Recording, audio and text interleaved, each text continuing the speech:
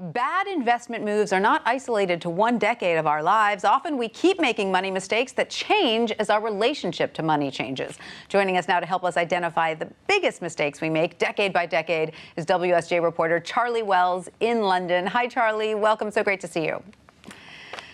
Great to be here. So, Charlie, we don't necessarily get better about money as we age. We just make different mistakes. Right. The research is finally starting to catch up to something that we've known for a long time, which is that people who are 20 are very different to people who are 60. And of course, they make very different financial mistakes throughout those different decades of their lives. Sort of plain vanilla. It's such bad news because you think you're going to get better, but actually you just make different mistakes. All right, so let's start with our 20s. What is it that most people are doing wrong here? Well, today's crop of 20-somethings who are largely in the millennial generation seem to be scarred by certain financial events that have happened over the course of their lives. 9/11, of course, the great financial crisis. And so millennials seem to be avoiding risky investments that they actually sort of need at this phase of their lives.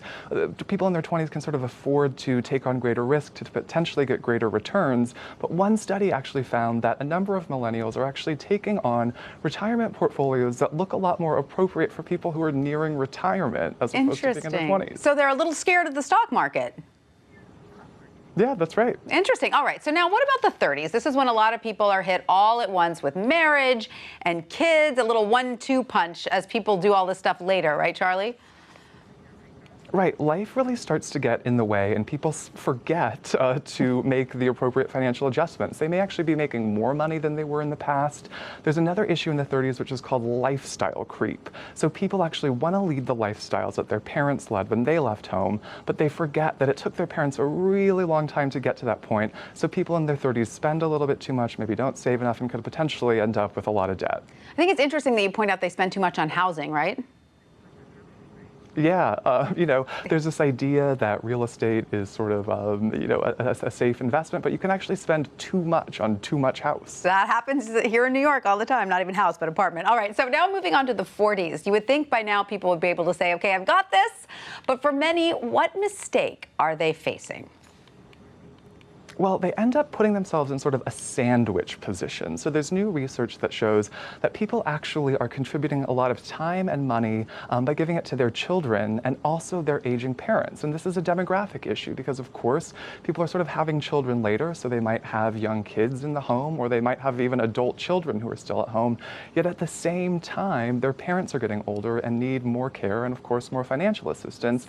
And the real mistake here is when people start withdrawing from their retirement savings in order to feed the sandwich. I see. So they're trying to pay for college, they're trying to support aging parents, and they're taking out of retirement. Bad news, because then you look ahead to your 50s, and what's going on here if you aren't properly prepared?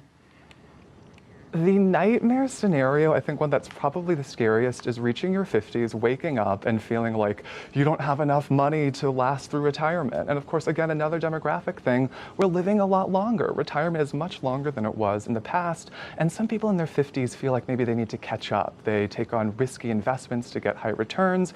Maybe they feel like they need to start their own businesses in order to bring on more cash, but that is also risky in and of itself. But there is hope here, according to Alicia Munell, who is a retirement researcher at Boston College. And what she says is that people in their 50s who are feeling this cash crunch should potentially wait until they are 72 to withdraw Social Security as opposed to 60. Your monthly benefits can actually go up as much as 76%. All right, so hold off on Social Security. Now, then we're in the 60s, so we should be in our golden years, Charlie, enjoying retirement.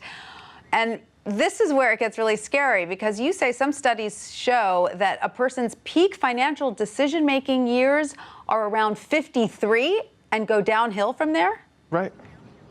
Right. I mean, in the medical world, we've been talking a lot about cognitive decline. We hear a lot about dementia in the headlines, and financial advisors are finally starting to incorporate some of that research into their own research and are essentially telling people, you're going to get into your 60s, 70s, 80s, even beyond, and your ability to make decisions is going to decline. Before that happens, delegate to a trusted family member, a trusted advisor, who, as these things unfortunately start to creep in, they'll be able to take care of you. So should we be worried that our own parents are not making wise financial decisions for themselves?